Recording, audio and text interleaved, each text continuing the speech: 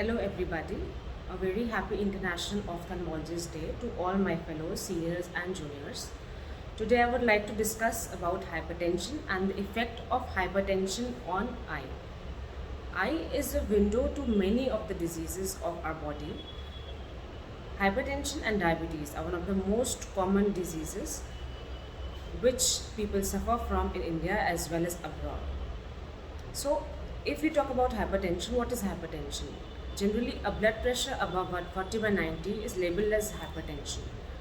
And hypertension directly affects our eye, and it is also said that the first signs are seen in the eye. So, as an ophthalmic examination, which is the most important examination, and one ophthalmologist can also detect many of the diseases in the early stage. Similarly, if we look at a patient who is coming in the OPD, there are many things which we can see and diagnose and stage the diseases on an eye examination. So, what do we see in an eye? As we all know that eye is made up of certain layers.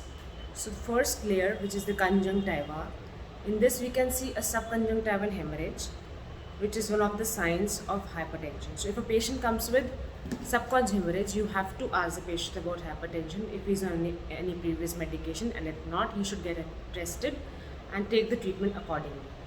Then we come to the inner part of the eye. If there is high pressure, that is high intraocular pressure, a patient with hypertension is more susceptible to develop glaucoma. Then we come to the posterior segment of the eye, which is the retina. So as we know, the retina is made up of certain retinal arteries, vessels, and there is optic nerve. So hypertension affects all these things. And what are the various stages of hypertensive retinopathy? We know that in stage 1 there is arteriolar attenuation and the vessels get tortuous. In second and the third stages there is certain hemorrhages, and in the last stage there is edema, and optic nerve gets edematous, which is called papilledema. In the later stages there can even be a macular star. So these all are the stages of the hypertension which we can see on a retinal examination. A hypertensive patient can also have certain occlusions, which can be retinal vein occlusions and retinal artery occlusions. So if it's a central artery occlusion, there will be sudden diminished vision, and if it will be branched retinal artery occlusion, there will be only a hemifield effect.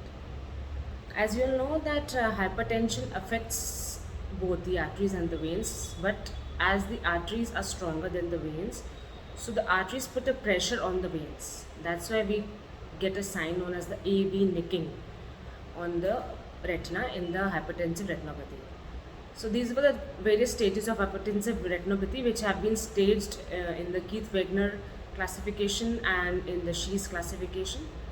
So one patient who is a hypertensive patient should always remember that he can have sudden diminution of vision, he has to control his hypertension, he has to have salt restriction, he has to regularly monitor his hypertension, and in patients with glaucoma, there is diurnal variation of high IOP and diurnal variation of blood pressure. So if there is a high BP, the intraocular pressure may also rise. So the main thing is the hypertension should be controlled, and there should be a good lifestyle modification so that the eyes and the other organs of the body are not affected. Apart from the eye, the increased hypertension can also cause sudden stroke and heart attacks. So it's a very deadly disease if not controlled. Similarly, in pregnancy, there can be eclampsia, which can be due to raised intraocular pressure, and it can also cause raised intraocular pressure and raised hypertension, which can even cause sudden diminution of vision of a pregnant female, and the pregnancy may need to get terminated if the blindness can be caused or it can be a danger to the mother's life. Therefore, this also we can diagnose with the help of an eye examination of a pregnant female, and we can save the life and the eye of the pregnant female if diagnosed on the right time. So a very much important disease it is, and everyone must remember that who all has a family history of this should always keep a check on it and take care to control it. Thank you so much.